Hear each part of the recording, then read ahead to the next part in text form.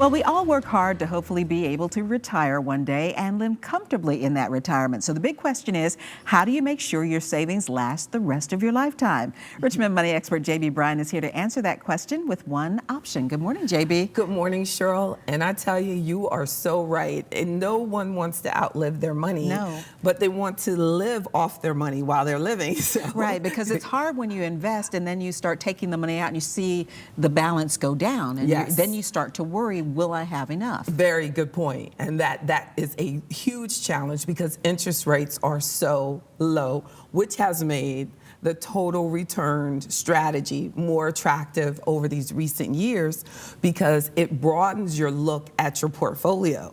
Okay, so it's called total return investing. So what exactly is it? Explain how this works. So total return is like a holistic approach to looking at your portfolio so that it includes income from all asset classes and it includes capital appreciation and the growth of your assets. So when you're looking at the total return, you'll add together all of those sources over a given period of time, and you'll see that you're getting a return from the capital gains that were inside the portfolio, the growth in the price, and then you're also getting income, dividends, or even interest that you're reinvesting that are increasing the return of the portfolio that can increase your income as well. So shouldn't we have been looking at the total picture to begin with? And many people are.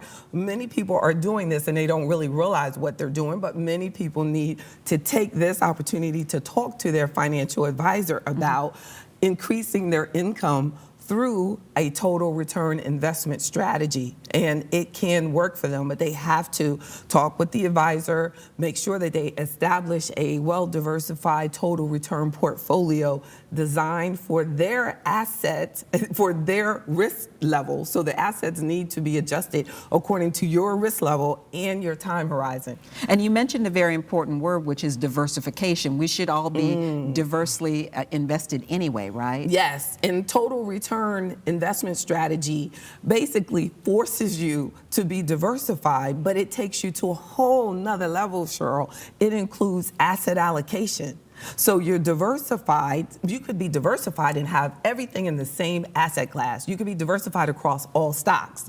But the total return portfolio says, no, we're going to do stocks and bonds and some cash and all different types of stocks and different types of bonds. So it is definitely a way that you're forced to be diversified, but it also a good total return investment strategy will look at asset allocation that is connected to your risk tolerance. You mentioned risk tolerance, and so what are the risks of doing this kind of investing?